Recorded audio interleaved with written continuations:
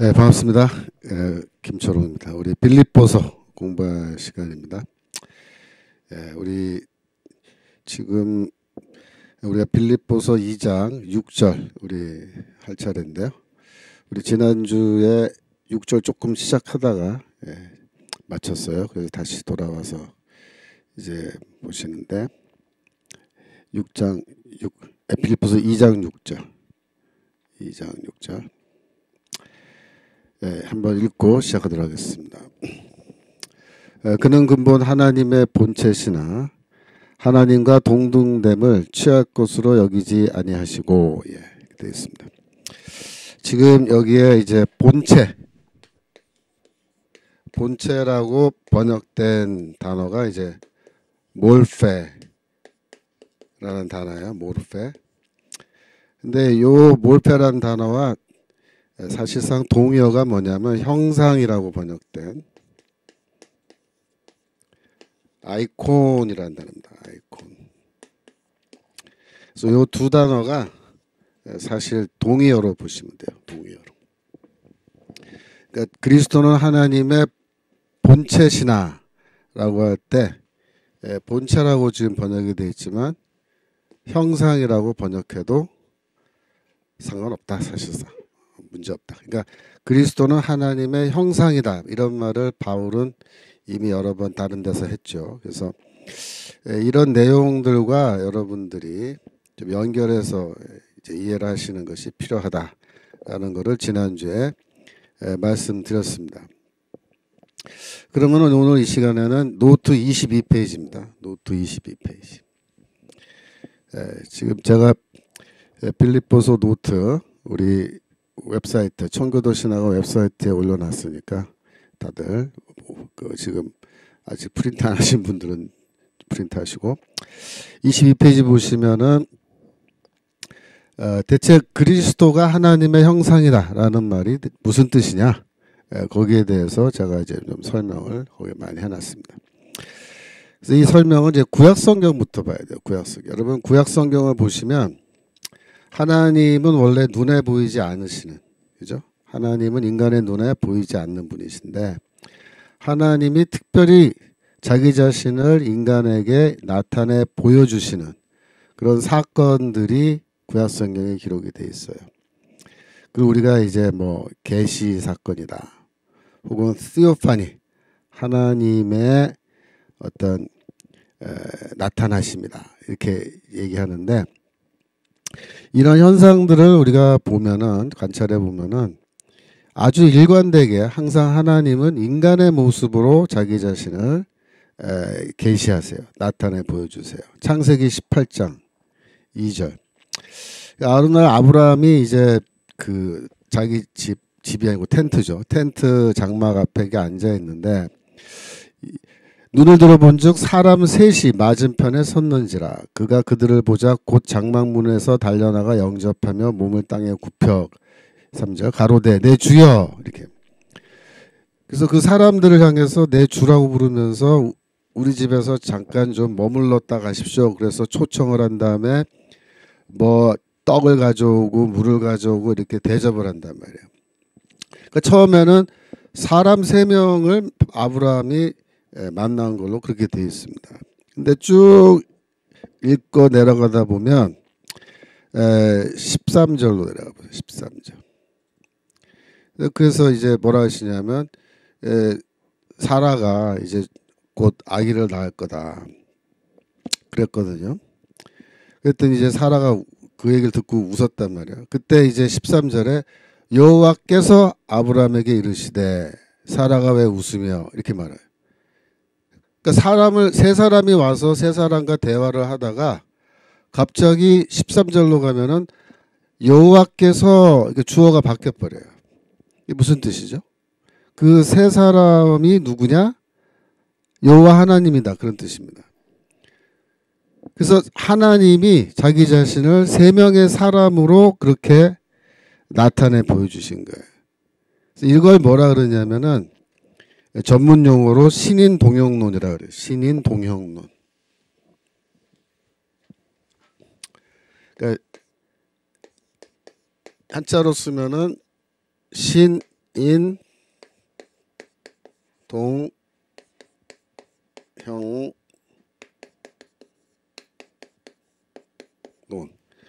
이렇게 써요. 신인동형론. 그러니까 하나님과 인간이 같은 형상으로 나타난다라는 그런 일종의 이론입니다.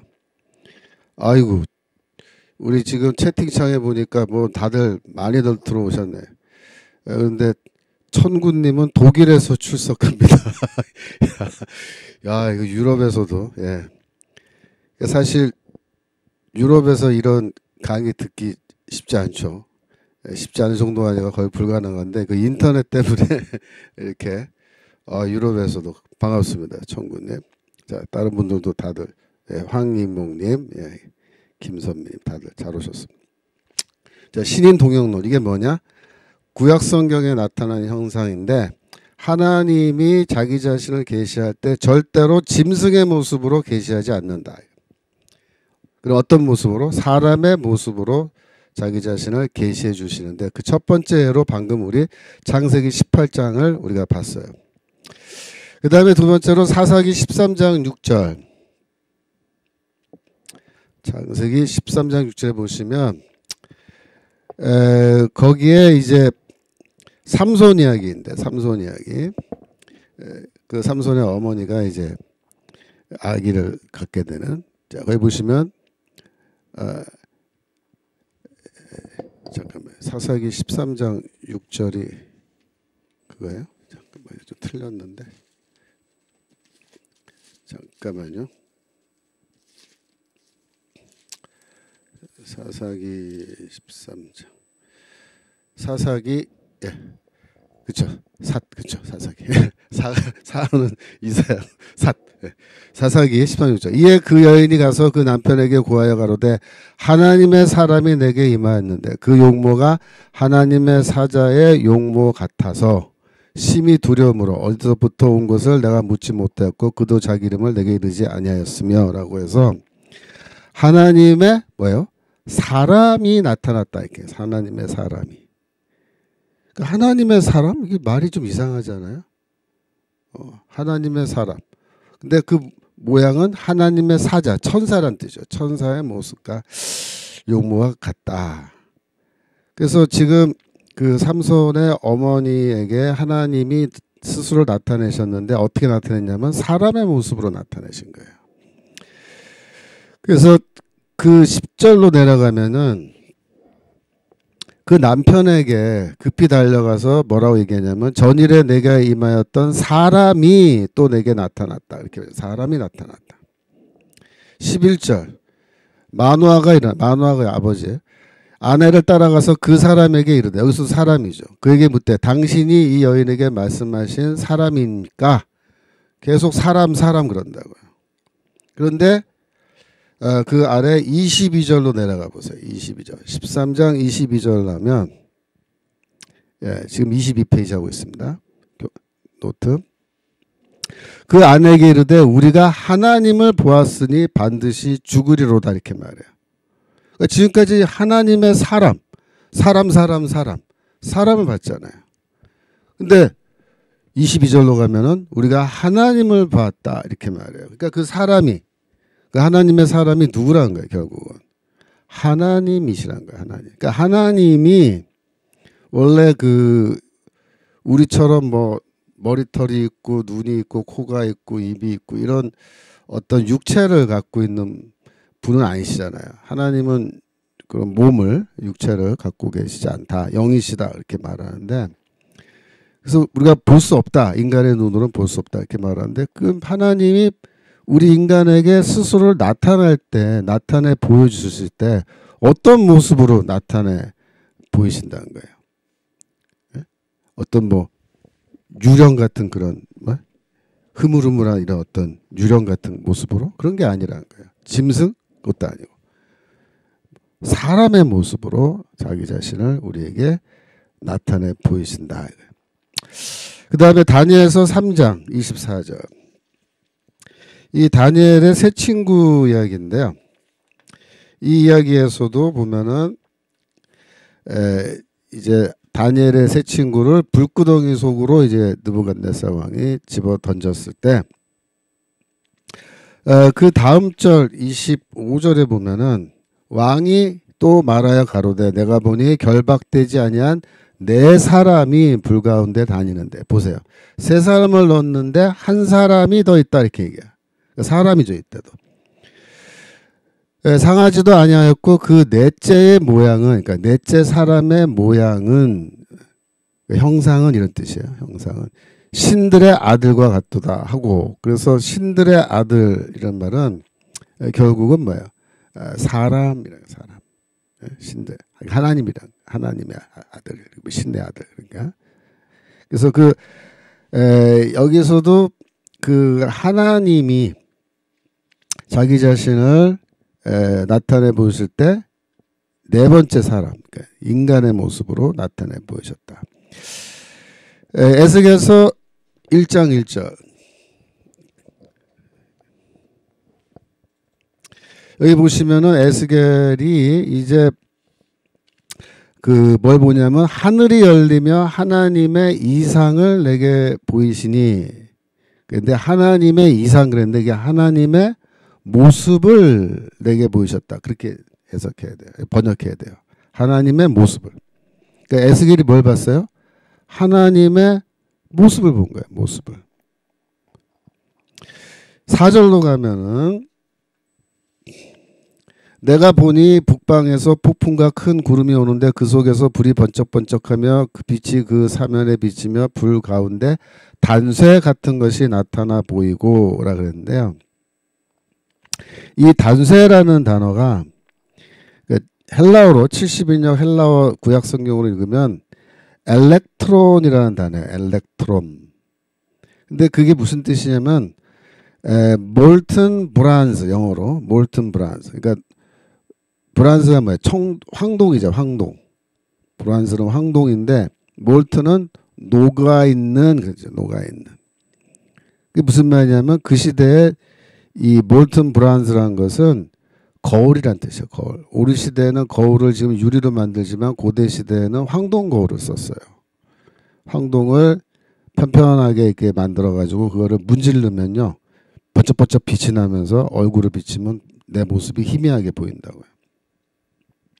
여러분들이 박물관에 가면 서양에 박물관에 가면 고대 시대 청동 거울 지금 많이 남아 있다고요.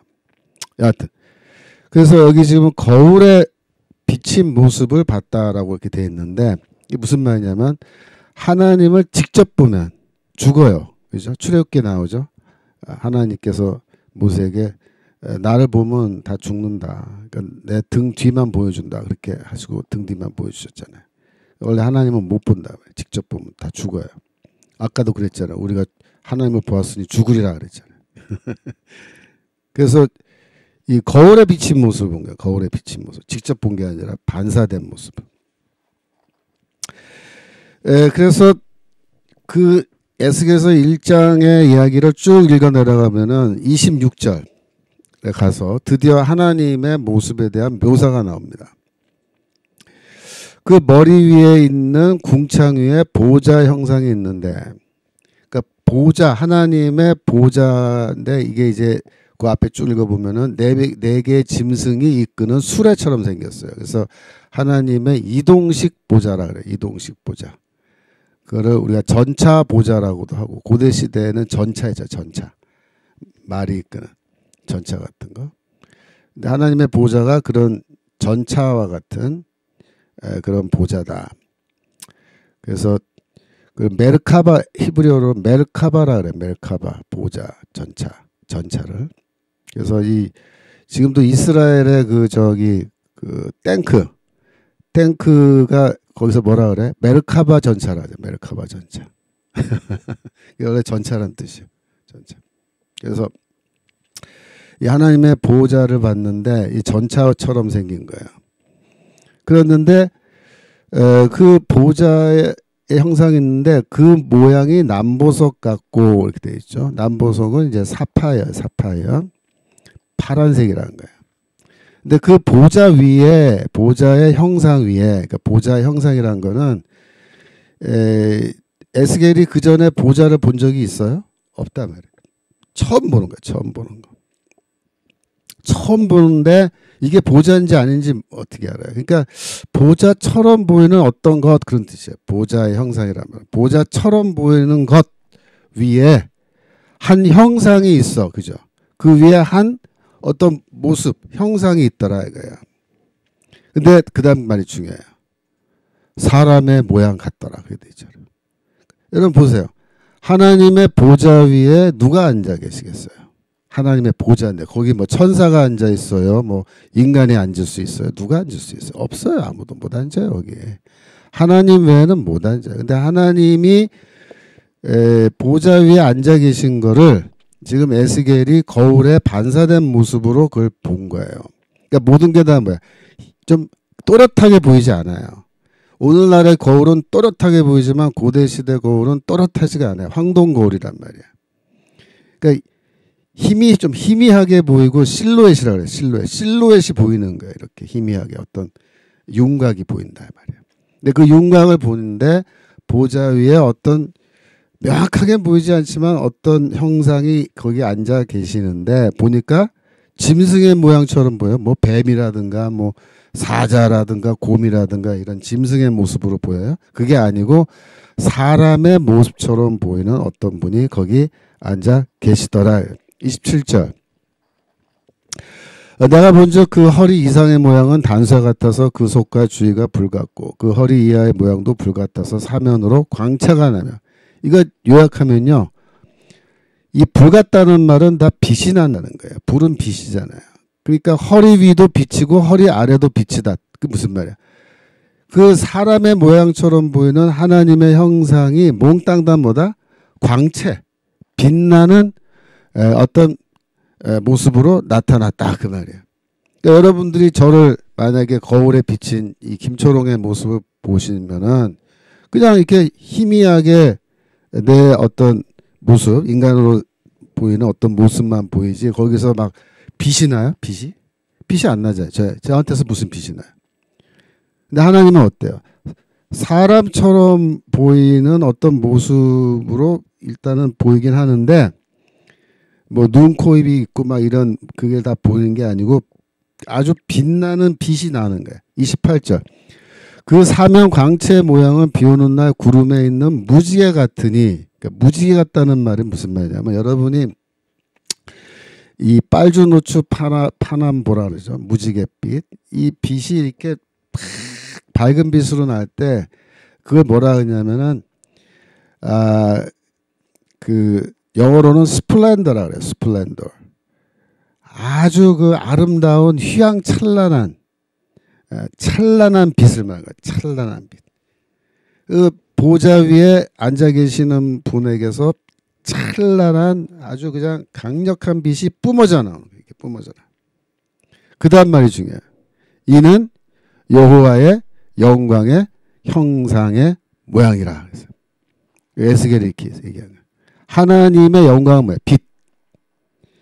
빛의 형상이에요. 빛의 형상. 그러니까 하나님은 빛나는 분이에요. 빛나는. 하나님은 영광 가운데 계시다. 그 말이 뭐예요? 빛 가운데 계신다. 하나님에게서 빛이 나기 때문에 하나님은 빛 가운데 계신다. 그렇게 얘기해요. 그래서 하나님의 영광의 형상이라는 건 뭐냐면 빛나는 하나님의 형상이란 말이에요. 근데 거기에 또 모양이란 말을 왜 붙였냐면 이거는 직접 본 것이 아니고 눈으로 거울에 비친 모습이고 하나님의 그 모습을 가능한 한 간접적으로 표현하기 위해서 형상의 모양이란 말을 비슷한 동의어를 두 개를 붙여놓은 거야. 그러니까 이거 하나로 보면 돼요. 빛나는 하나님의 형상이다. 혹은 모양이다. 그렇게 말하면 돼요. 그러니까 에스겔이 뭘 봤어요? 하나님의 그 보좌 위에 앉아 계신 모습 봤는데 그때도 뭐예요? 인간처럼 보인다는 거예요. 인간의 모습으로 보인다. 이 말은 뭐냐면 하나님은 인간의 형상을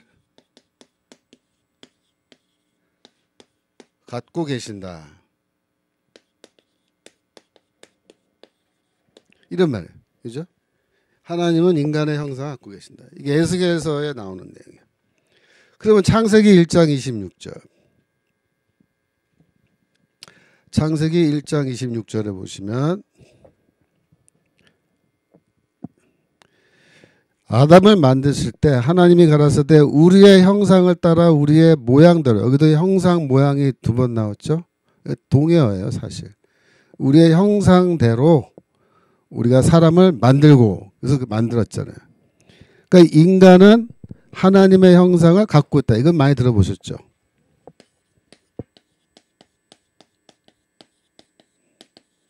인간은 하나님의 형상을 갖고 있다. 이 두 가지가 성경에서 이야기하는 거예요.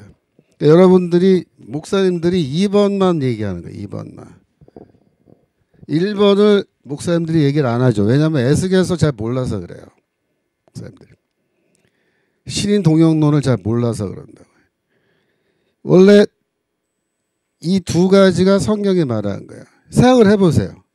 인간이 하나님의 형상 갖고 있으면 이 안에 하나님의 형상이 있죠. 그죠? 근데 우리가 인간이잖아요. 그럼 하나님은 인간의 형상을 갖고 있을 수밖에 없어요. 사실상. 이 말 안에 2번 이 말 안에 1번의 내용이 사실은 포함되어 있어요. 근데 더 구체적으로 말하면 이렇게 되는 거예요.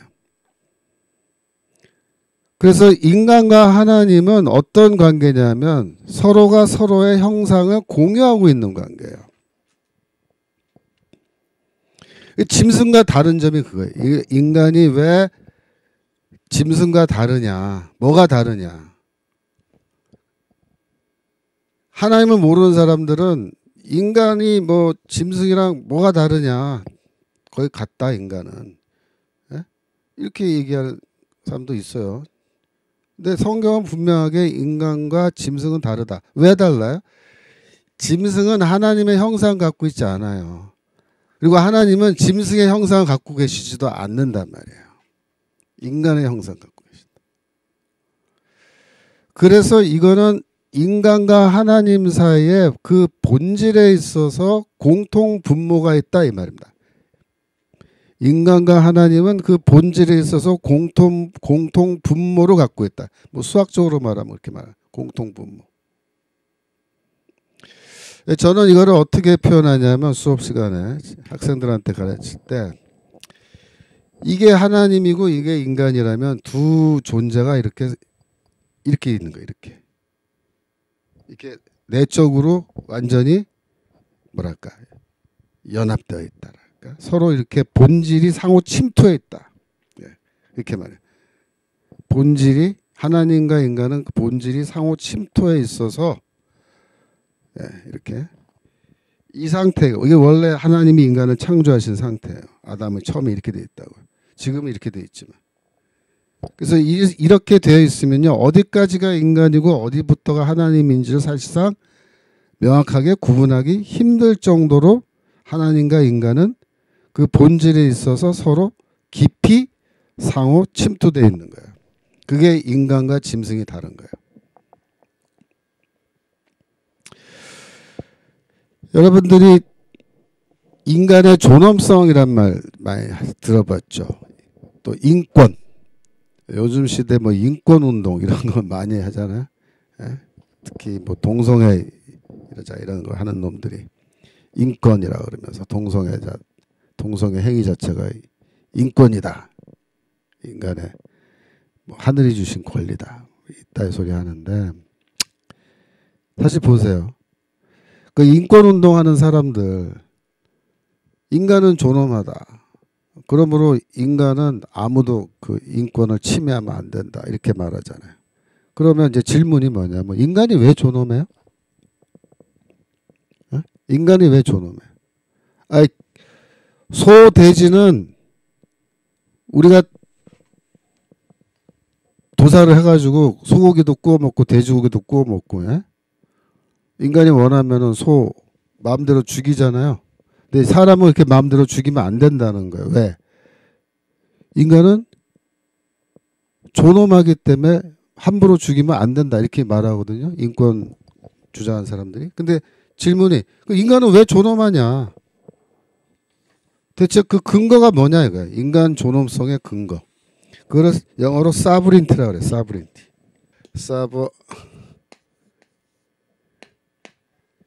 잠깐만. 사버레이 그 쥐가 들어가야 돼. 사브린티. 이게 묵음이야. 사브린티. 오케이. 이 인간의 존엄성이 어디에서 유리하느냐 이렇게 질문하면요. 대답 못 해요. 왜 인간이 존엄하냐 말이야. 그 대답해 봐라. 대답 못 해요. 제가 오래전에 어떤 세미나인데 그 서울대 윤리학과 교수님이신데 이분이 교회 다니시는 분이에요. 그분이 논문 발표하는 걸 들었는데 뭐라고 얘기하냐면 인간이 왜 도덕적 존재이냐, 그 다음에 또 왜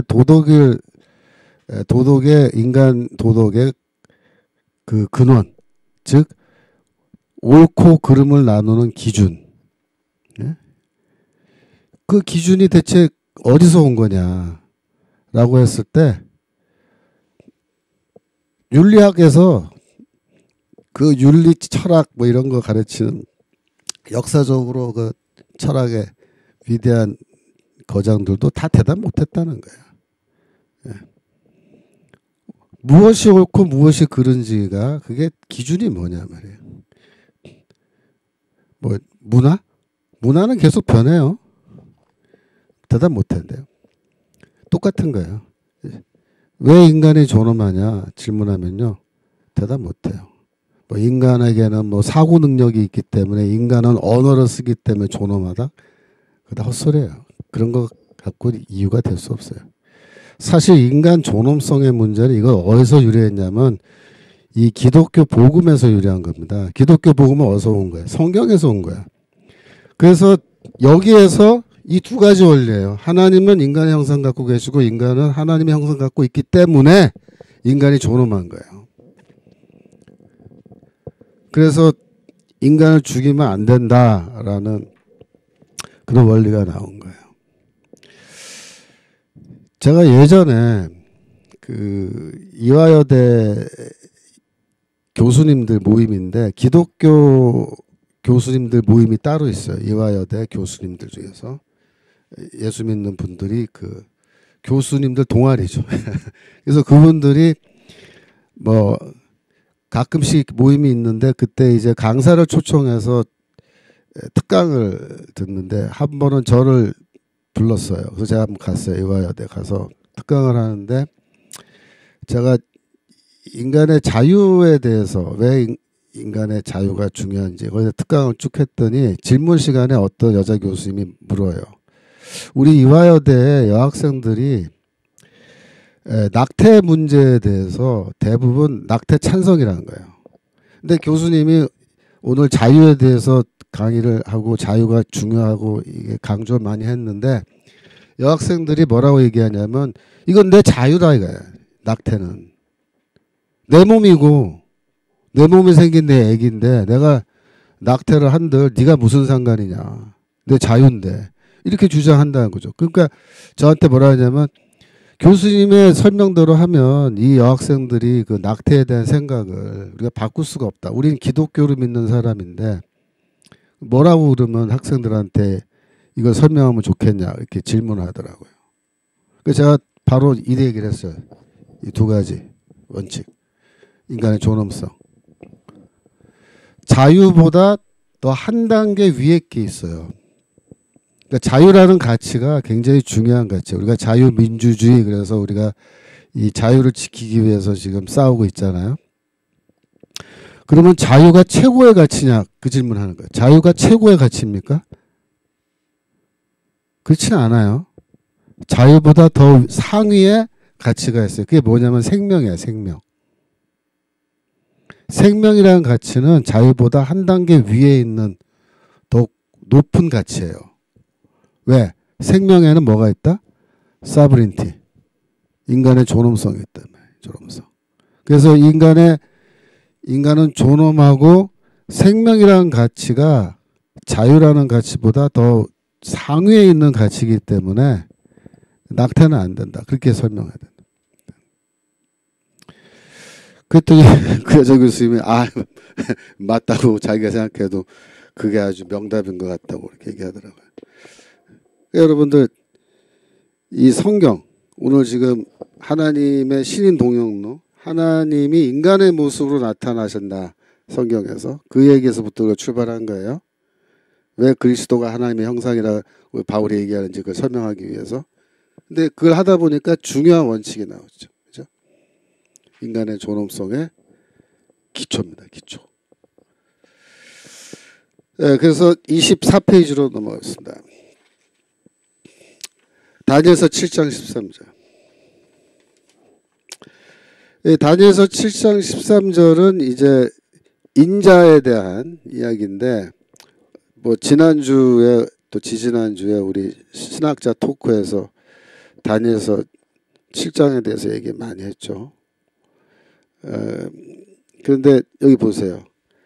내가 또 밤 이상 중에 보았는데 인자 같은 이가 하늘 구름을 타고 와서 그래요. 하늘 구름을 타고 와서. 네.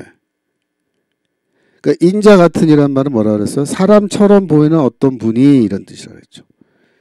그러니까 이분이 구름을 타고 왔기 때문에 인간일 수가 없고 하나님이시다. 또 하늘에서 내려오시기 때문에 분명히 그건 신적 존재지 인간은 아니다 그랬죠. 근데 이분이 뭐야? 하나님 같은 분이신데 하나님 같은 분이 나타날 때 뭘로 나타나? 사람의 모습으로 나타났다. 인자 같으니 사람 같으니 사람처럼 보이는 어떤 분 그런 뜻이야. 그러니까 이게 신인 동역론의 끝판왕이야. 그래서 우리 성경학자들은 뭐라고 얘기하냐면 에스겔서 1장에 나타난 그 하나님의 영광의 형상 이 다니엘서 7장에서는 실제로 사람의 모습으로 이제 등장하는 거다 그렇게 얘기해요. 그래서 이게 전승이 연결되어 있다. 다니엘서 7장은 에스겔서 1장의 전승이 연결되어 있다. 발전해서 이렇게 되는 거다. 그렇게 얘기해요. 하나님의 계시는요. 하나님의 계시는 계속해서 반복돼서 새로운 계시가 쭉 나오는데 그 계시가 나오면 나올수록 더 어떻게 돼요? 더 구체화돼요. 구체화돼요. 더 분명해진다고요. 그래서 하나님이 드디어 사람의 모습으로 쫙 내려오시는 거예요. 예. 아이고 아이린 파크님 시카고에서도 듣고 있습니다. 미국에서 덴버 오기 김경숙님, 뭐 하여튼 한국에서 들으시는 분들은 더 많고, 근데 하여튼 이렇게 제가 왜 이런 분들 말씀드리냐면 언급하냐면 우리랑 시간대가 틀려요. 이분들이 유럽이랑 미국은 시간대가 틀리잖아요. 우리가 아침일 때 거긴 밤이고 뭐 새벽 한밤중이고 막 그럴 텐데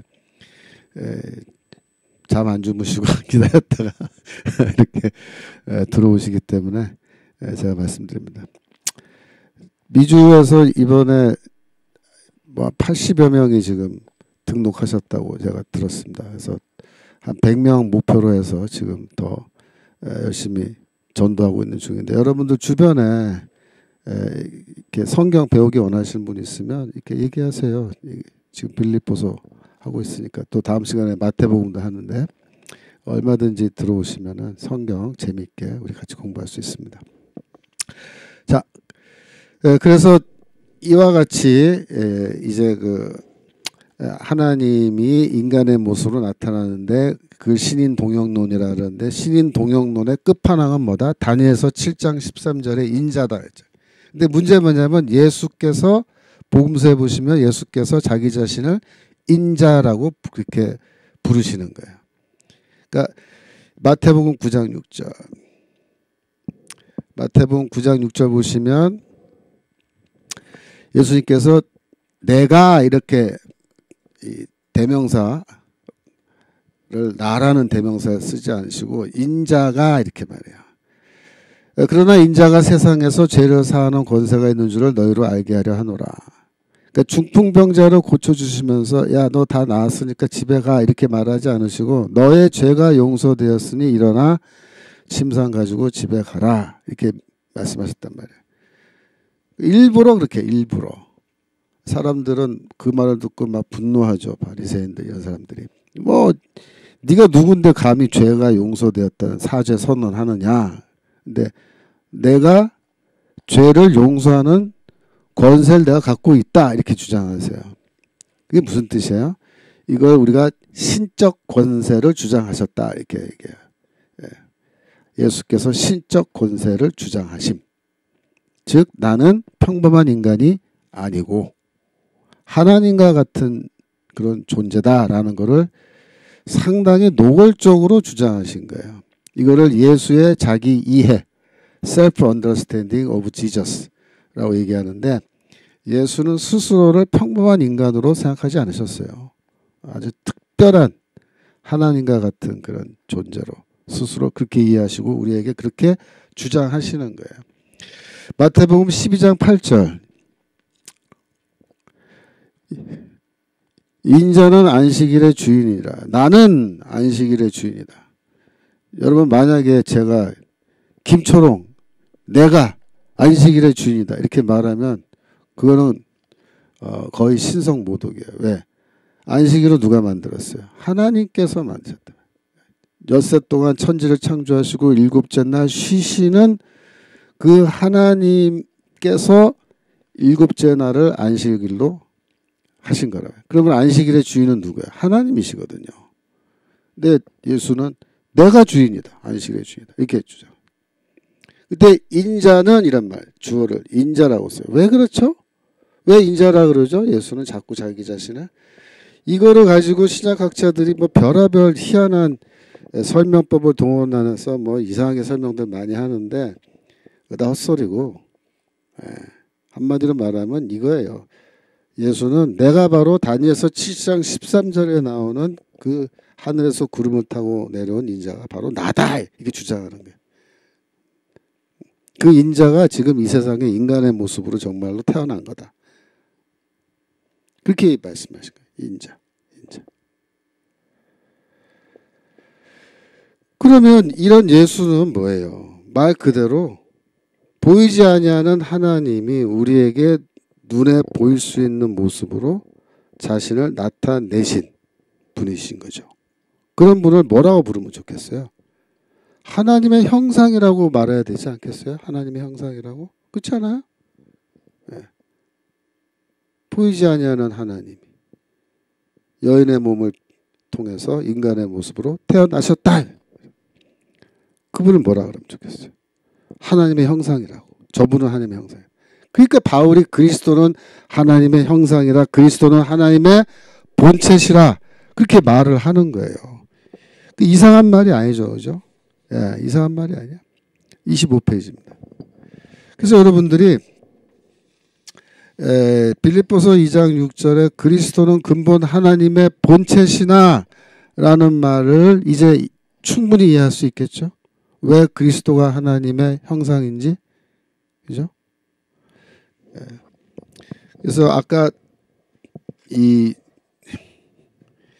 지었지만은 본체라고 번역된 이 단어가 몰페라 그랬잖아요. 몰페. 그죠?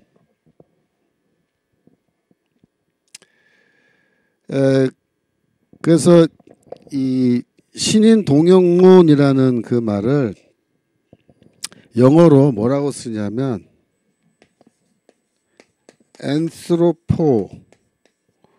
안스로포스가 뭐예요? 원래 사람이란 뜻이거든요.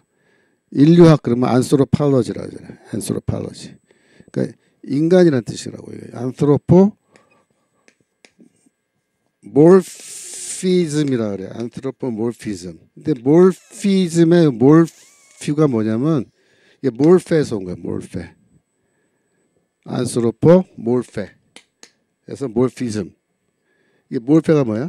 형상이란 뜻이에요. 형상. 그러니까 인간과 하나님이 똑같은 몰페 갖고 있다. 이게 뭐야? 신인 동영론을 영어로 안스로포 몰피즘이라고 해요. 그러니까 몰페라는 단어 본체라고 번역됐지만 이게 무슨 뜻이다? 형상이란 뜻이다. 그렇게 여러분 해석 이해하시면 되겠어요.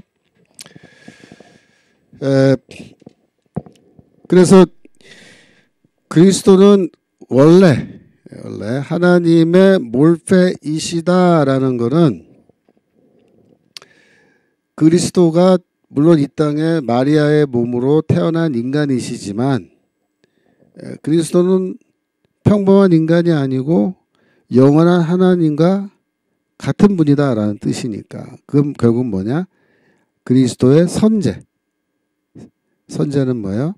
영어로 pre-existence. 창세 이전에 이미 그분은 존재하고 계시던 분이다. 그런 뜻입니다.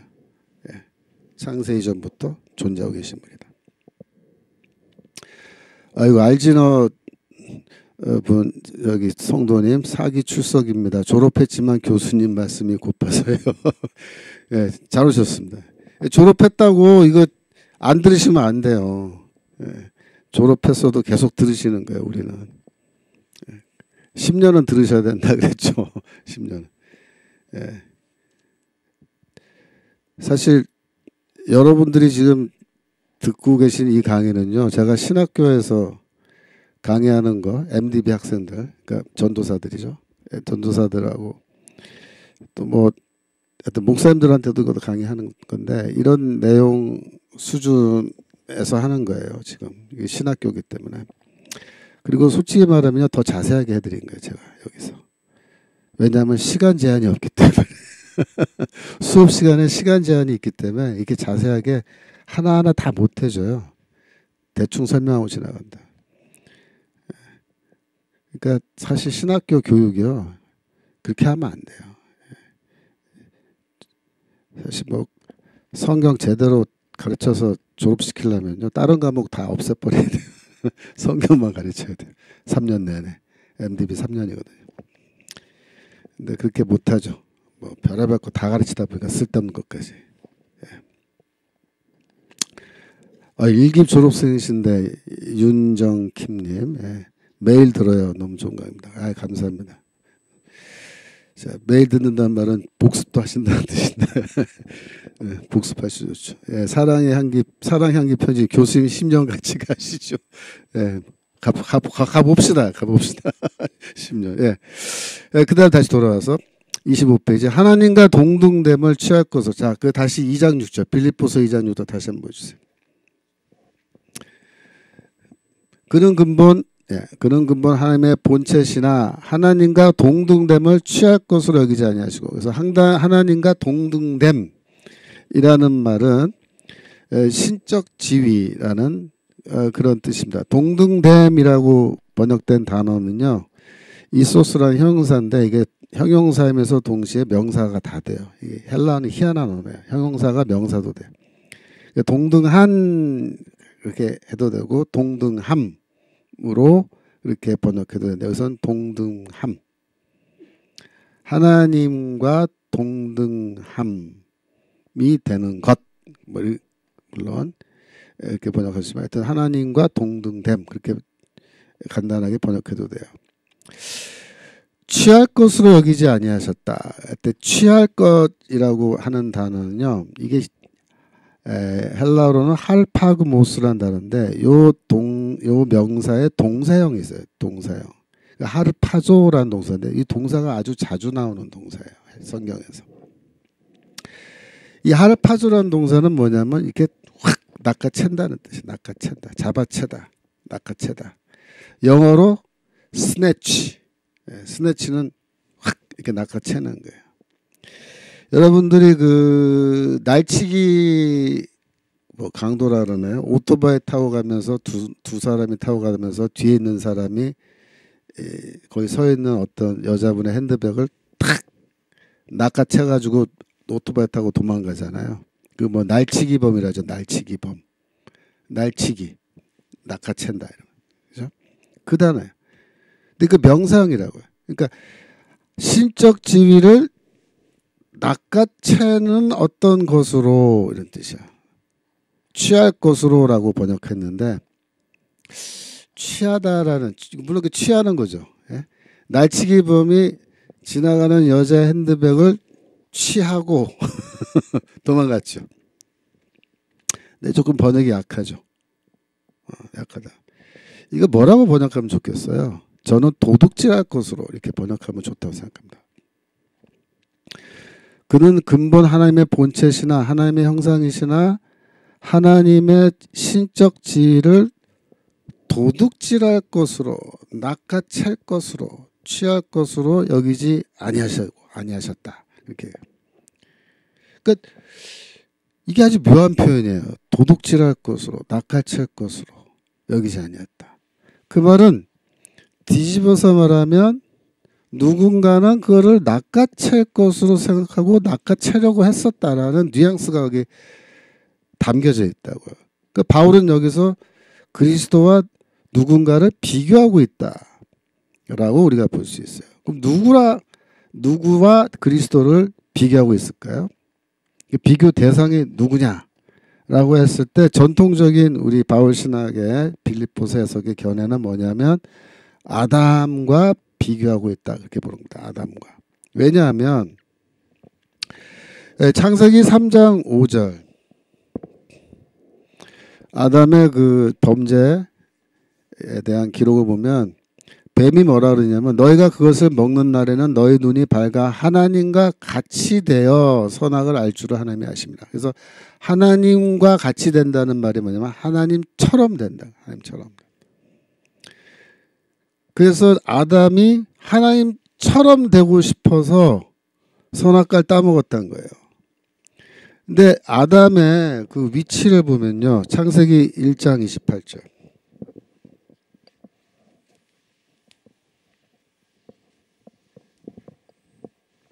창세기 1장 28절에 보시면 하나님이 그들에게 복을 주시며 그죠? 그들에게 이르시되 생육하고 번성할 땅에 충만하라 땅을 정복하라 바다의 고기와 공중의 새와 땅에 움직이는 모든 생물을 어떻게 해요? 그 다음에 다스리라. 그 다스리라 말이 중요한 거예요. 그래서 여기에 하나님이 계시면 그 아래 누가 있냐면 아담이 있어요.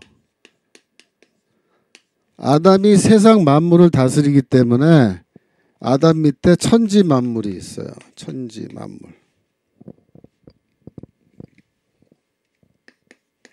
시편 8편 6절. 시편 8편 6절은 이 창세기의 이야기를 더 정확하게 말해서 이렇게 말해요. 주의 손으로 보여주세요. 주의 손으로 만드신 것을 다스리게 하시고 다스리라라는 명령이 창세기 1장 28절에 나왔잖아요. 그대로 지금 반복하는 거예요. 그 다음에 만물을 그 발 아래 두셨으니 이렇게 되죠. 그러니까 만물이 천지 만물이 아담의 발 밑에 있는 거예요. 자 그러면 아담 위에는 하나님밖에 없어요. 아담이 높아요, 낮아요? 낮아요. 왜? 하나님의 아담을 왕으로 왕으로 세우셨다. 천지 만물의 왕으로. 그러니까 아담은 처음 창조될 때부터 인간은 지위가 엄청 높은 거예요. 왜? 아니 우리가 하나님의 형상 갖고 있고 하나님은 우리의 형상 갖고 계시다니까요. 지위가 높은 거예요. 그러면 이 정도 높으면 아담이 내가 이렇게 높은 존재로 창조됐네. 아이고 고맙고도 감사하네. 그러면서 자기의 그 위치 나를 왕으로 세웠으니까 얼마나 높아요. 감사하고 그냥 살면 되잖아요. 근데 인간이란 게 이 아담이란 게 이 위로 더 높아지려고 하나님처럼 될 수 있다. 네. 그래서 선악과를 따먹는데 그게 뭐예요? 선악과를 낚아챘잖아요. 응? 먹지 말라고 했는데 하나님의 신적 지위를 어떻게 해? 도둑질을 하래. 도둑질. 누가? 아담이. 그게 아담의 범죄예요. 그게 아담의 범죄. 선악과를 먹은 것, 뭐 과일 먹은 것 그 자체도 죄지만 그 뒤에 이면에 있는 그 동기죠. 동기. 왜 선악과를 먹었냐. 더 높아지겠다는 거. 높아지겠다. 그래서 잘 보세요. 아담은 왕으로 세웠는데 굉장히 높은 지위를 줬다고 이미. 그런데도 더 높아지겠다고 신적 지위로 도둑질 하려고 그러다가 어떻게 됐어요? 쫓겨났어. 아담 쫓겨났어. 왕의 지위도 잃어버리고 에덴 동산 쫓겨나고 왕의 지위를 누가 차지했어요? 죽음. 그러니까 사망이 왕 노릇한다는 말이 그 말. 죽음이 이 아담의 지위를 차지하고서 사탄이 이제 막 횡포를 부리는 거예요. 죽음을 가지고. 그래서 아담은 높아지려다가 어떻게 해요? 낮아졌잖아요. 낮아졌잖아요. 그래서 아담의 이 실수를 지금 바울이 지적하는 겁니다. 이 빌립보 성도들도 서로 자기가 잘났다고 서로 높이고 많이 난리치잖아요. 지금. 그러니까 생각해봐라. 너희가 지금 하는 짓이 바로 아담이 하는 짓하고 똑같은 거야. 자기를 높이려고. 그럼 어떻게 된다? 낮추신다 하나님이. 그런데 여기 보세요. 지금 바울이 여기에서 그리스도와 아담을 비교하고 있단 말이야. 하나님과 동등됨을 취할 것으로 여기지 아니하셨다라는 말에서 이미 아담과 그리스도를 강력하게 대조하고 있는데, 이런 거를 뭐라 그러냐면 아담 기독론이라는 거야. 아담 기독론. 아담 기독론은 그리스도를 제2의 아담으로 그렇게 보는 기독론을 아담 기독론이라는 거예요. 첫 번째 아담, 두 번째 아담 이렇게 비교하는 거예요. 로마서 5장 18절. 우리가 성경에서 아담 기독론이 나오는 대표적인 곳이 두 군데가 있는데, 로마서 5장 첫 번째. 그런즉 한 범죄로 많은 사람이 정죄에 이른 것 같이 의의 한 행동으로 말미암아 많은 사람이 의롭다 하심을 받아 생명에 이르렀느니라. 한 범죄, 누구의 범죄예요? 아담의 범죄죠. 한 행동, 누구의 행동이에요? 그리스도의 행동이죠. 19절. 한 사람의 순종치 아니함으로 많은 사람이 죄 있는 것 같지. 그 한 사람 누구예요? 첫 번째 아담. 한 사람의 순종하심으로 이 한 사람은 누구예요? 두 번째 아담, 예수 그리스도. 십자가에서 죽기까지 순종하셨다. 그죠? 많은 사람이 의인이 되리라. 그죠? 그러니까 여기서도 바울이 아담과 그리스도를 강력하게 대비하잖아요. 그러니까 바울은 그리스도를 아담과 강력하게 대조하는 걸 굉장히 좋아해요. 즐겨한다고. 그러니까 빌립보서 2장 6절에서도 지금 대조하고 있는 거예요. 은연중에. 우리가 잘 읽으면 행간을 잘 읽어야 돼요. 그래서 이게 무슨 말인지. 또 아담 기독론이 나오는 두 번째 본문은 고린도전서 15장 45절. 고린도전서 15장 45절에 보시면 기록된 바 첫사람 아담은 산영이 되었다는것 같이 마지막 아담은 살려주는 영이 되었나니. 그래서 하나님이 그 진흙을 빚어서 사람을 만드시고 그 코에 하나님의 그 생기를 불어넣었을 때 그 진흙 덩어리가 살아났죠. 그래서 산영이 되었다. 그래서 원래 아담은요, 살아있는 영과 같은 그런 존재라고 할까요? 이렇게 볼 수도 있어요. 근데 여기서 물론 이제 헬라어로 읽으면 약간 이게 또 달라서 우리가 이게 이제 푸시케라는 단어인데, 푸시케는 자연적 인간, 자연 상태의 어떤 인간으로도 볼 수는 있거든요. 여하튼 그러나 창세기 원래 본문으로 보면은 이제 산영이 되었다 돼 있죠. 근데 이제 중요한 건 뭐야? 마지막 아담, 두 번째 아담이죠. 아담은 살려주는 영이 되었다. 성령이죠, 성령. 생명을 주는 영, 살리는 영이니까. 자, 그래서 여기서도 아담과 그리스도를 비교하는데 46절. 그러나 먼저는 신령한 자가 아니요 육 있는 자요 그 다음은 신령한 자니라. 47절. 첫사람은 땅에서 났으니 흙에 속한 자고요 둘째 사람은 하늘에서 나셨다. 그래서 이 47절을 보면은 첫째 아담은 진흙으로 만들었으니까 흙에 속한 자다 이렇게 말하는데, 둘째 사람은 하늘에서 나셨다 이렇게 말하기 때문에 이때 둘째 사람은 다니엘서 7장 13절에 그 인자를 여기에서 지칭하는 거로도 봐요. 그러니까 즉 하늘에서 내려오는, 구름을 타고 내려오시는 다니엘서 7장 13절에 그 인자가 누구냐? 둘째 아담이다. 그리스도다. 이렇게 말하는 거예요. 둘째 아담이다. 그리스도다. 그러니까 여기서 바울은 분명하게 다니엘서 7장 13절을 염두에 두고 이렇게 말하는 거예요. 그러니까 연결되는 거예요. 연결되는. 그러니까 사람 한 사람 아까 나왔죠. 그다음 뭐예요? 사람의 모습을 하고 오시는 어떤 분, 사람처럼 보이는 분, 그분을 가리키는 거예요. 다니엘서 7장 13절. 그러니까 구약 성경에서 다니엘서 7장 13절이 어마어마하게 중요한 구절입니다, 여러분. 근데 여러분들 솔직히 교회에서 목사님들 설교 들으면서 다니엘서 7장 13절 얘기 자주 들어요? 거의 못 들으셨죠? 저도 그랬어요. 저도 제가 잘하는 동안에 거의 못 들었어요. 설명해 주는 것도 못 들었고. 왜? 목사님들이 몰라요. 몰라. 그러니까 정광 목사님처럼 우리 지금 신학자 토크에서 다니엘서 지금 하고 있는데, 전 목사님 같은 경우에 다니엘서 뭐 처음부터 끝까지 다 뭐 통달하시고 그야말로 왔다 갔다 하면서 막 설명하시잖아요. 그러니까 이런 식으로 그 말씀을 해주셔야 되는데, 뭐하게 목사님들 맨날 윤리 설교를 하고 그냥 그러고 있는 거예요. 그래갖고 되겠어요? 그래갖고.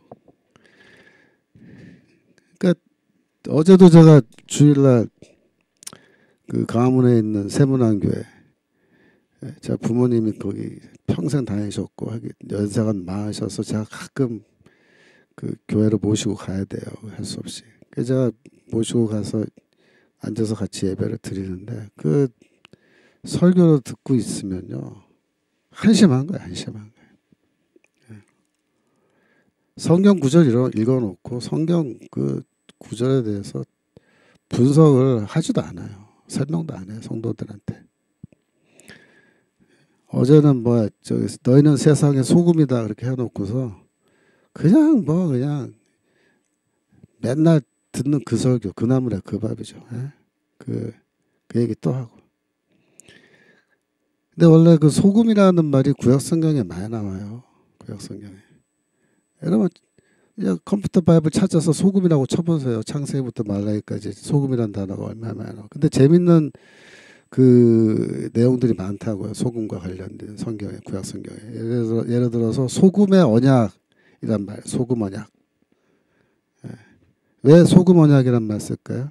다윗 언약을 놓고 소금 언약이라고. 소금은 이게 변하지 않는다는 거예요. 소금은 그 자체로. 그러니까 소금은 세월이 흘러도 그냥 소금이죠. 그 영원성을 가리키네요. 영원성. 소금 언약에서 영원한 언약이다 이렇게 가는 거예요. 그다음에 고대 시대는 소금은 굉장히 귀한 거였어요. 소금이 굉장히 귀해요. 그래서 이 썰트란 말과 셀러리란 말이 동의어 같은 어근에서 왔다고요. 그 정도로 소금은 화폐의 기능을 하던 그런 시절도 있었다. 그러니까 귀한 거예요. 귀한 거. 그 귀하고 영원한 거예요. 그 얘기하는 거예요. 갑자기 또 마태복음, 나중에 마태복음 할 때 제가 소금 얘기 다 풀어드릴게요. 그 소금이 무슨 뜻인지. 근데 그거 뭐 그 얘기를 하면서 윤리설교를 하고. 그러니까 이제 성도님들이 참 어떻게 보면 불쌍한 거야. 저런 목사 만나가지고 성경에 대해서 설교를 들으면 들을수록 더 무지해지니까.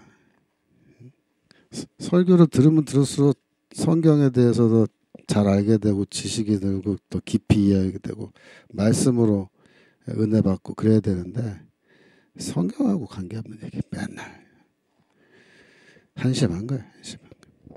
다시 돌아와서 26페이지입니다. 근데 이제 최근에 현대 이제 바울 신학에서는 어떤 또 현상이 나타나냐면 정치 신학이라는 게 등장했어요. 바울 신학을 정치적으로 해석하는 정치 신학. 그래서 그거를 바울의 정치적 해석이라 그래요. 근데 이런 인간들이 원래 옛날에도 꽤 있었어요. 그러니까 70년대, 80년대도 있긴 있었는데 그때는 한두 명, 학자들 한두 명이 그 홀슬리라고 있어요. 그 홀슬리라는 그 미국 학자인데 주구장창 그냥 뭐 성경 전체를 다 정치적으로 해석하자는 그 미친놈 하나 있어요. 근데 그 홀슬리가 책도 많이 썼는데 또 우리말로도 번역이 돼 있어가지고 또 맨날 그 읽는 놈들은 또 그런 거나 읽고 그러는데 요새는 2000년대를 넘어서면서 이 정치 해석, 정치적 해석, 바울을 정치적으로 해석하는 이런 새로운 유행이 생겨가지고 지금은 또 이 정치 신학이 또 아주 대세는 아니지만 조금 대세요. 조금 대세. 그래갖고 이 빌립보 찬양시를 정치 신학하는 사람들은 어떻게 해석하냐면 바울이 여기에서 아담과 그리스도를 비교하는 게 아니라 로마 황제와 그리스도를 비교하는 거다. 그렇게 또 해석을 해요. 그거는 왜 그러냐면은 제가 26페이지 그때 가단에 좀 설명해 놨는데 그 당시에 그 알렉산드리아의 필로라고 하는 1세기에 필로라고 하는 유대인 학자가 살았어요. 알렉산드리아는 이집트잖아요. 근데 이 필로가 글을 많이 썼단 말이에요. 많이 썼는데 그 글에 어떤 내용이 나오냐면은 가이우스 황제의 모습을 하나님의 몰페다 이렇게 얘기하는 그런 대목이 있어요. 몰페는 뭐예요? 형상, 본체, 형상, 그죠? 그래서 가이우스 황제가 하나님의 그러니까 하나님의 그 신의 옷, 제우스 신이죠 그때. 제우스 신의 옷을 입었다는 거예요. 그게 무슨 말이냐면 여러분들이 그 고대 시대의 신전에 신상이 있잖아요. 그 신상이 이렇게 돌로 이렇게 새겨져 있는데 만들어져 있는데 원래 고대 시대는 그 신상 위에 옷을 입혀놨어요. 옷을. 근데 그 옷을 물론 그 아주 화려하게, 그죠? 금실, 은실, 뭐 보석 이런 걸 사용해서 아주 화려하게 비싼 돈을 들여서 옷을 만들어서 입혀놨다고요. 지금은 그게 남은 게 없죠. 왜 없겠어요? 사람들이 다 도둑질해 갔으니까 없어요. 돌덩어리만 남아있는 거예요 지금. 그래서 근데 이 신상들을 보면 옷을 입고 있는데 이 가이우스 황제는 약간 좀 정신이 온전하지 않았다 그래도 얘기하는 사람도 있는데 뭐라 그러냐면 이 가이우스 황제가 그 제우스 신전에 제우스 신상에 입혀져 있는 그 옷하고 똑같은 옷을 물론 사이즈는 작죠. 신상 크고 똑같은 디자인으로 옷을 만들어서 지가 그걸 입고 돌아다녔다는 거예요. 그래서 이런 말이 나온 거예요. 신의 복장을 입은 가이우스 황제의 모습을 하나님의 형상이다. 하나님의 몰페다. 그러면서 사람들이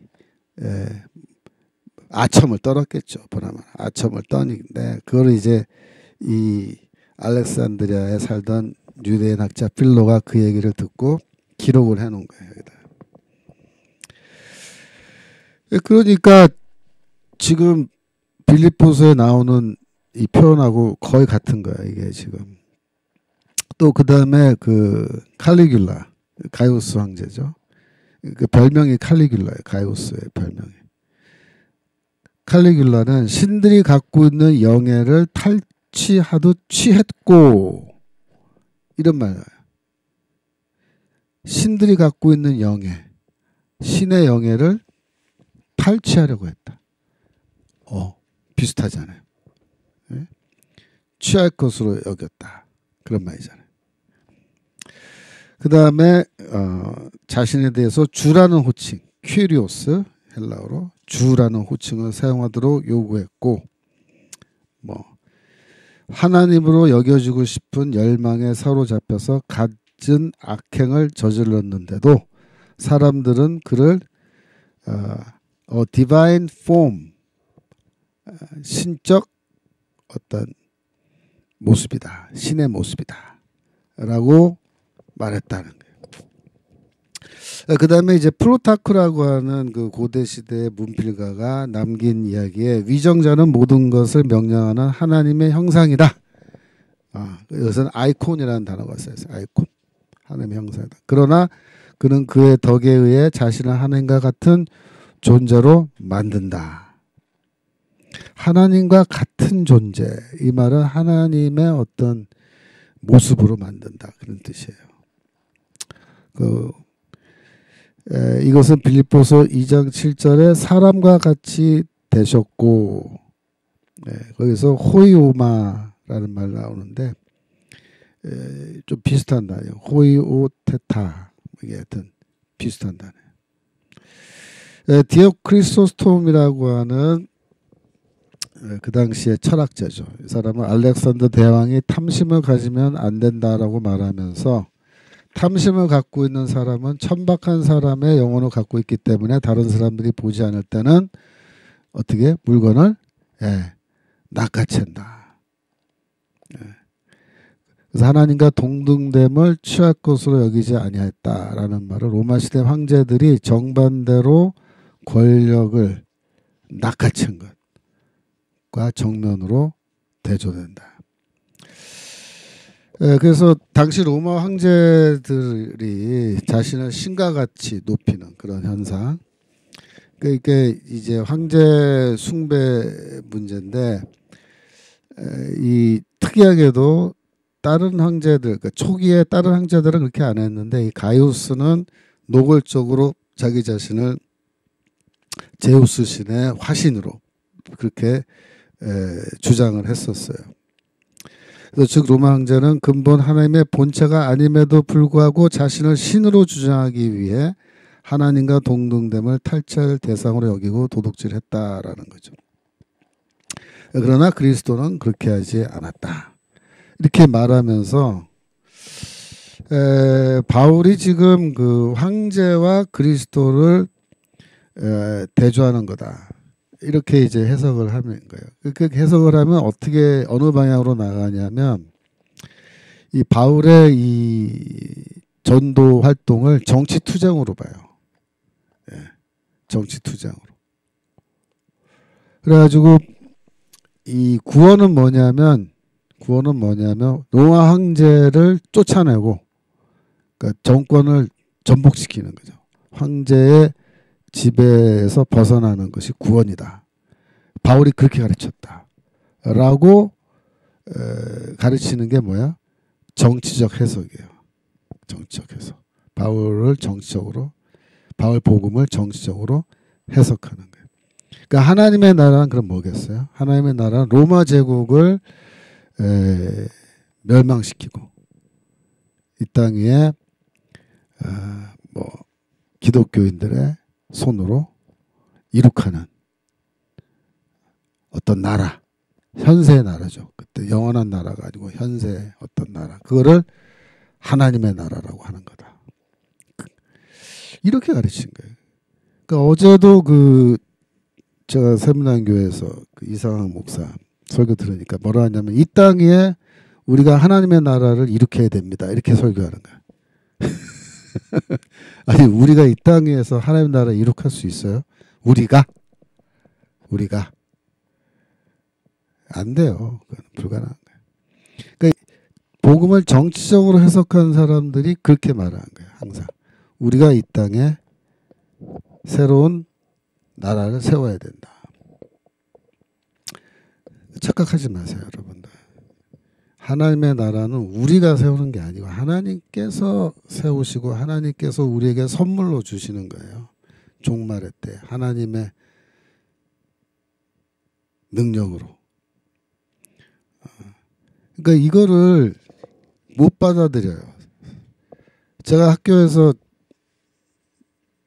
채플에서 설교 시간에 이렇게 설교를 했더니 그러면서 우리 인간이 이 땅에서 하나님 나라를 세우는 거는 그건 불가능하다. 착각이다. 우리가 세우면 그건 인간의 나라지 하나님 나라 아니다. 이렇게 설교를 했더니 제가 설교하고 내려온 게 12시인데 예배 끝나자마자 학교 그 웹사이트에 학생들이 글 올릴 수 있는 웹사이트 있거든요. 거기에 글이 쫙 올라오기 시작하는 거예요. 뭐라고 올라오냐면 김초롱 교수는 근본주의 수구 꼴통 보수고 근본주의 신학자래. 나를. 그래서 왜 어떻게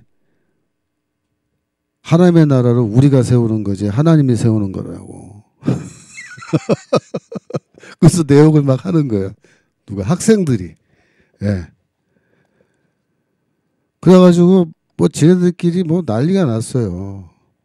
내가 그걸 읽으면서 어이가 없어서 웃음이 나오는 거예요. 야, 애들이 이렇게까지 멍청한 애들이 많이 있어?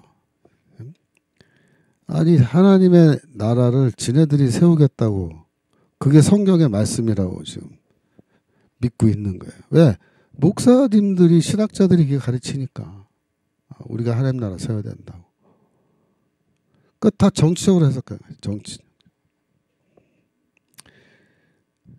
근데 그 전부 다 좌파들이에요. 좌파들. 예. 이 좌파들은 사회주의 국가 세우는 거를 그걸 하나님의 나라로 생각하는 거예요. 지금. 그 사회주의 혁명을 통해서 하나님 나라를 이 땅에 세우고 싶어서 지금 안달이 나는 거예요. 안달이 나는 거예요. 전부 다. 그러니까 우리는 과문에서 우리도 정치 투쟁하죠. 하지만 우리는 알아요. 우리가 하는 이게 대한민국을 지키는 거지 우리가 하나님 나라를 세우려고 지금 가문에 나간 거 아니잖아요. 하나님 나라는 그야말로 하나님의 그리스도의 재림과 심판을 통해서 하나님의 초자연적 능력으로 초월적인 능력으로 세워서 우리에게 선물로 주시고 우리는 거기 들어가기만 하면 되는 거예요. 들어가는 거예요. 우리가 만드는 게 아니라 들어간다고요. 예수도 들어간다고 말씀하시거든요. 너희가 만들어라 그래요. 예수께서.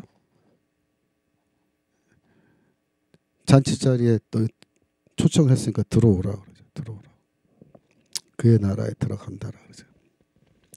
자, 다시. 그래서 이런 정치적 해석은 항상 성경을 왜곡하는 거예요. 근데 빌립보서 이 2장에 나오는 이 찬양시조차도 정치적으로 해석하겠다 해가지고 지금 이런 식으로 왜 고대시대 문헌들 이런 표현들이 나오니까 봐라 말이야. 바울이 지금 로마 황제를 비판하고 있지 않냐 말이야. 그러면서 이런 식으로 해석을 하자는 거죠. 그건 사실은 잘못된 거예요. 아담과 대조하는 거로 봐야지 황제랑 대조하는 거로 보면 잘 나가다가 삼천포로 빠진다는 거죠. 그죠? 신학생들도 좌파가 있습니까? 있죠. 많아요. 신학생들이 좌파들 엄청 더 다수예요. 신학생들. 우파, 좌파 이렇게 얘기하자면. 근데 예전에 그러니까 외부 기관을 불러다가 학생들 의식 조사를 한번 한 적이 있어요. 저희 학교에. 한 몇 년 됐어요. 근데 의식 조사를 했는데 그때 이제 결과를 그 서베이 기관에서 와서 발표를 하는데 교수들한테 뭐라고 얘기하냐면은 우리 장신대 같은 경우에 어떻게 분포가 되어 있냐면 그러니까 스스로를 이 진보라고 생각하느냐 스스로를 보수라고 생각하냐 이렇게 물은 거예요. 그랬더니 어떻게 되었냐면 물론 중도도 있죠. 어떻게 나왔냐면 진보 30, 보수 30, 중도 40 그 정도 나왔습니다. 그래서 좌우가 거의 동수로 나왔어요. 근데 그 서베이 하는 기관이 다른 일반 대학도 서베이를 한대요. 그래서 뭐라 그러냐면 일반 대학은 어떻게 나오냐면 343 이렇게 나오지 않고 그러니까는 진보가 더 많다는 거예요. 진보가 더 많고 근데 그만큼 보수라고 생각하는 사람들이 적다 이거죠. 적다. 예를 들면은 진보 40 보수 20 그렇게 돼 있다. 진보 40 보수 20 중도 40 그렇게. 그러니까 신학교는 일반 대학보다는 아무래도 보수가 좀 더 많다 이렇게 결론이 나온 거죠. 예. 어떻게 신학교에 좌파가 있을 수 있나요? 중고등학교 교육을 그렇게 시켜놓으니까 많은 거죠. 예. 지금 중고등학교에서 매일 역사 교과서나 뭐 사회 교과서나 뭐 국어 교과서 다 그냥 이승만 박정희 다 그냥 죽일 놈으로 만들어 놓고 예? 그리고 일제시대 때 그 좌파 사회주의 운동한 사람들 다 독립운동의 영웅들로 만들어 놓고 이러니까 다 그렇게 된 거죠. 여하튼 그래서 지금 이런 그 정치적 해석은 우리가 주의를 해야 돼요. 자, 7절. 빌립보서 2장 7절.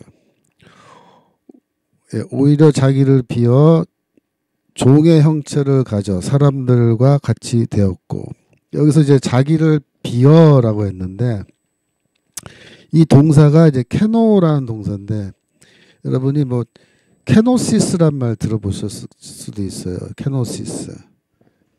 비움이랑 비움. 요새 뭐 내려놓음, 비움 이런 말이 유행 많이 하면서 뭐 케노시스다. 이게 케노 동사의 명사형이에요. 비우다. 그러니까 이 안에 들어있는 거를 다 쏟아내고 여기를 완전히 비우는 것. 그죠? 그걸 말한 동사죠. 요한 1서 3장 16절에 보시면 이 케노 동사가 사용됐는데 어떻게 사용되냐면 그가 우리를 위하여 목숨을 버리셨으니 라고 할 때 버리다라는 버리셨으니 요 동사가 케노 동사예요. 자기 목숨을 버리다라고 번역했지만 원래 그 단어의 뜻은 뭐예요? 비우셨다. 우리를 위하여 목숨을 비우셨다. 그러니까 비유적으로 버리다는 말로 번역할 수 있죠. 비우다. 그러니까 그리스도는 스스로를 비우신 거예요. 하나님의 형상이라고 하는 어마어마한 높은 그런 지위를 갖고 계신 그런 분임에도 불구하고 자기 자신의 모든 권리라 그럴까요? 자기의 높은 지위, 영예, 영광 그런 거를 다 버리고 비우고 종의 형체를 가졌다. 이렇게 말한 거죠. 그래서 이 목숨을 버리다라는 거는 이사야서 53장 12절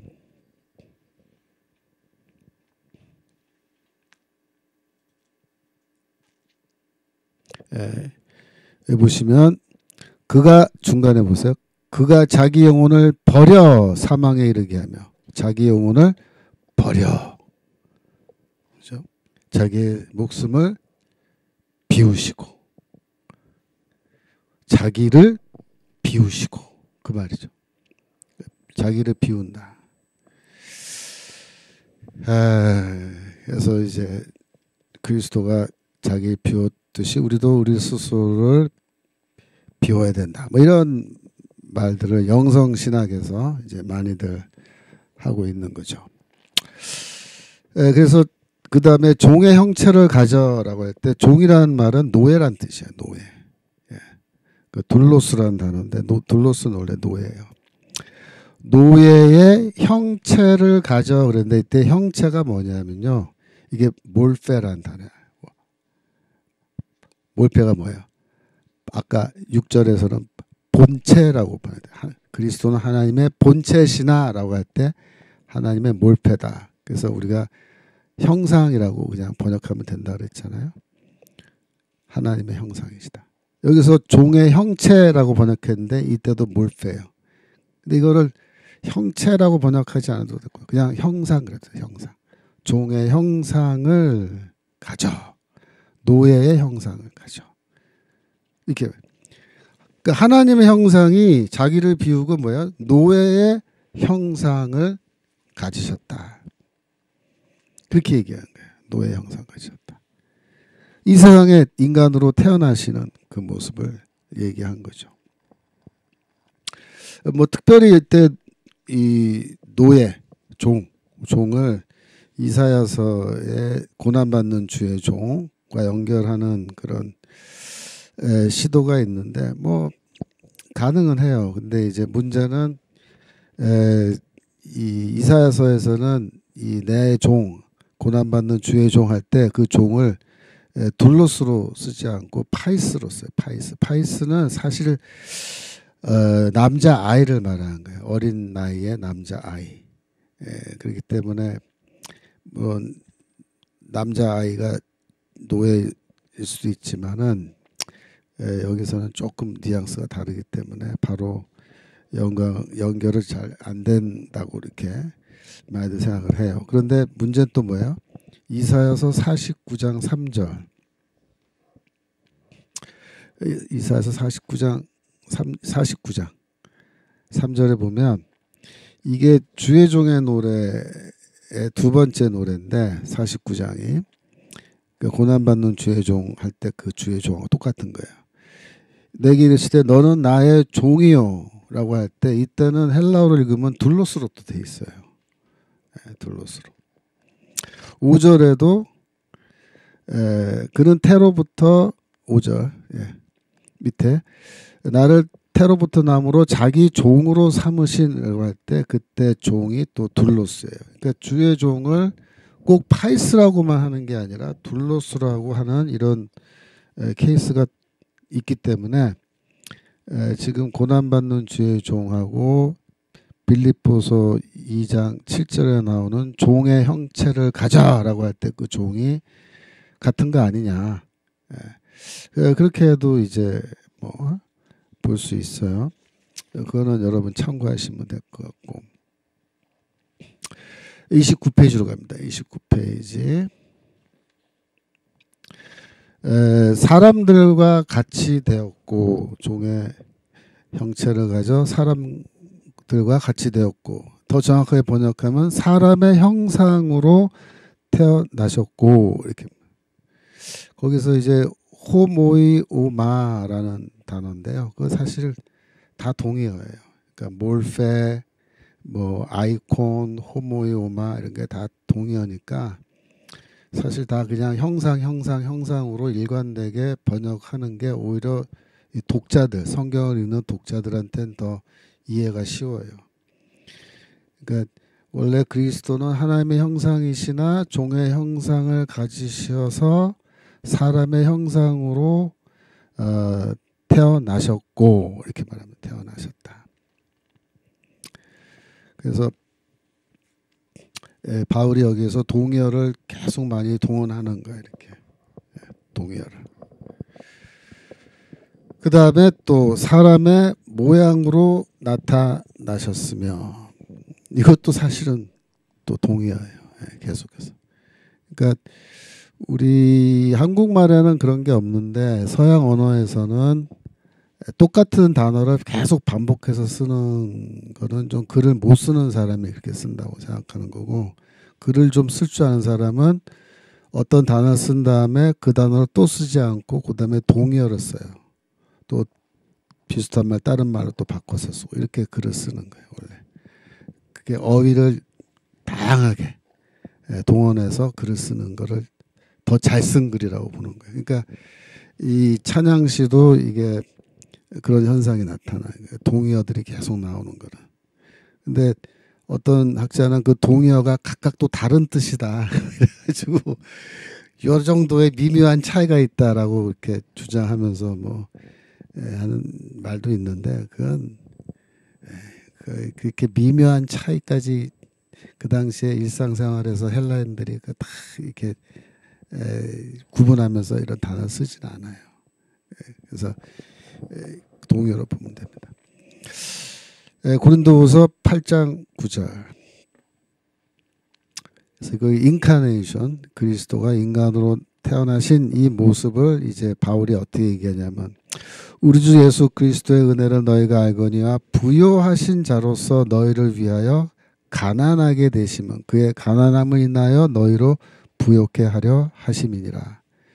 그러니까 여기에서 부요하신 분인데 너희를 위하여 가난하게 되셨다. 그게 뭐예요? 그게 비우는 거예요. 비우는 거. 케노. 자신을 비웠다고 할 때 이 부요하시다는 분이 그건 뭐냐면 이 세상 만물이 다 그리스도의 거예요. 사실은 세상 만물이. 그러니까 얼마나 부유하신 분이야. 예?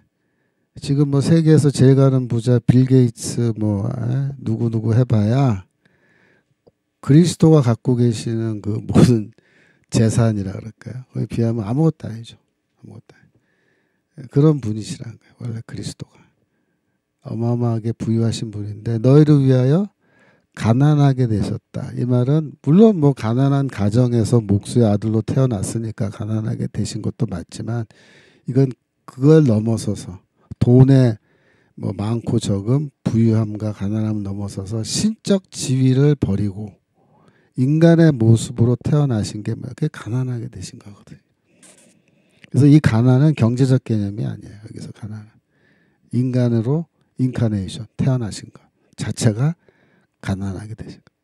그가 가난하게 되시면 그가 인간으로 태어나신 것은 그의 가난하심을 인하여 너희로 부욕케 하려 하심이라. 그래서 우리가 그리스도를 믿고 그를 통하여 종말의 때에 부활하여 하나님 나라에 들어가게 되면은 아담이 잃어버렸던 모든 지위를 우리가 다 회복하고 그리스도의 것이 전부 다 우리의 것이 돼. 우리의 것이. 세상 만물이 다 우리의 것. 아담 발밑에 세상 만물이 있었잖아요. 똑같은 거예요. 그때는 우리 발밑에 세상 만물이 다 있는. 그래서 우리의 지위가 왕의 지위로 높아지고 그래서 그곳에서 그리스도와 더불어 왕노릇하리라 그랬잖아요. 왕노릇하리라. 그러니까 우리가 지금 여기서 뭐 인생이라는 게 길어봐야 뭐 100년도 안 되는데 여기서 뭐 좀 거지같이 살아도 괜찮아요. 구원만 받을 수 있으면 괜찮아요. 근데 여기서 왕노릇하고 떵떵거리고 뭐 좋은 집에서 좋은 차 타고 다니고 뭐 좋은 음식 먹고 그래도 예수 안 믿으면요 하나님 나라 못 들어가요. 택도 없어요. 그러니까 인생의 성공과 실패는 딱 하나예요. 뭐예요? 구원 받느냐 못 받냐 그거예요. 구원만 받을 수 있으면 이 땅에서 겪는 약간의 불편함과 고난은 아무것도 아니에요.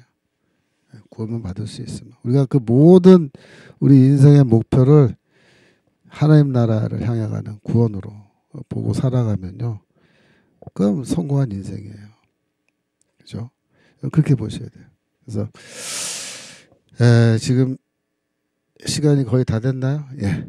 그래서 오늘 여러분들 어떻습니까? 빌립보 찬양시 여러분들이 그냥 읽고 그냥 큐티한다 그러면 이거 뭐 지금 1시간 반 얘기했는데 6절, 7절 2개 했어요. 근데 별거 이게 굉장히 의미가 깊죠, 그죠? 의미가 깊은 거예요. 그래서 우리가 성경을 이렇게 읽고 공부를 한다는 거는 이렇게 성경 전체를 이렇게 자꾸 염두에 두고 이게 어떻게 연결됐나 이게 무슨 뜻인가 이걸 자꾸 왔다 갔다 하면서 이렇게 공부를 해야 되는 거예요. 근데 초대교회 성도들도 그렇게 공부했어요.